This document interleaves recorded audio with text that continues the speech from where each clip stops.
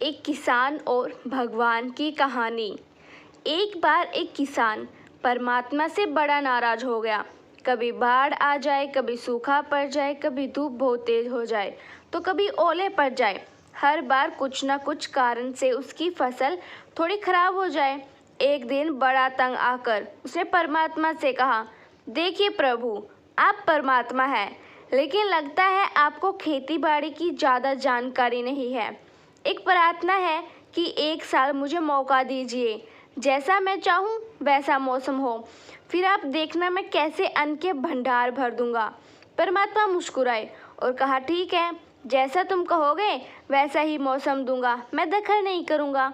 किसान ने गेहूं की फसल बोई। जब धूप चाही तब धूप मिली, जब पानी तब पानी। तेज धूप, ओले, बाढ़, आंधी तो उसने आने ही नहीं दी। समय के साथ फसल बढ़ी और किसान की खुशी भी, क्योंकि ऐसी फसल तो आज तक नहीं हुई थी। किसान ने मन ही मन सोचा, अब पता चलेगा परमात्मा को कि फसल कैसे करते हैं। बेकार ही इतने बरस हम किसानों को परेशान करते रहे। फसल काटने का समय भी आया। किसान बड़े गर्व से फसल काटने गया, लेकिन जैसे ही फसल काटने लगा, एकदम से छाती पर हाथ रखकर बैठ गया। गेहूं की एक भी बाली के अंदर गेहूं नहीं था। सारी बालियां अंदर से खाली थी। बड़ा दुखी होकर उसने परमात्मा से कहा, प्रभु, ये क्या हुआ? तो परमात्मा बोले, ये तो होना ही था। तुमने पौधों को संघर्ष का जरा सा भी मौका नहीं दिया। न तेज धूप में उनको तपने दिया, न आंधी ओले से जूझने दिया। उनको किसी प्रकार की चुनौतियों का एहसास जरा भी नहीं होने दिया। इसीलिए सब पौधे खोखले रह गए। जब आंधी आती है, तेज बारिश होती है, ओले गिरते हैं, तब पौधा अपने बल से ही खड़ा रहता है।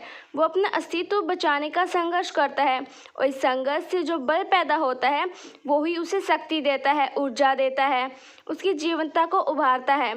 सोने को भी कुंदन बनाने के लिए आग में तपने, हथौड़ी से पीटने, गलने जैसी चुनौतियों से गुजरना पड़ता है, तभी उसकी स्वर्णिम आभा उभरती है, उसे अनमोल बनाती है। उसी तरह जिंदगी में भी अगर संघर्ष ना हो, चुनौतियां ना हो, आदमी खोखला ही रह जाता है, उसके अंदर कोई गुण नहीं आ पाता।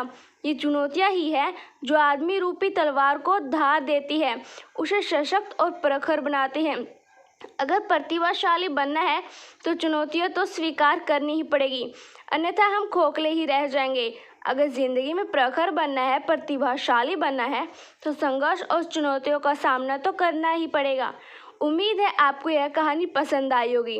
अगर कहानी पसंद आई हो तो वीडियो को लाइक, शेयर और सब्सक्राइब करना न भूलें। धन्यवाद।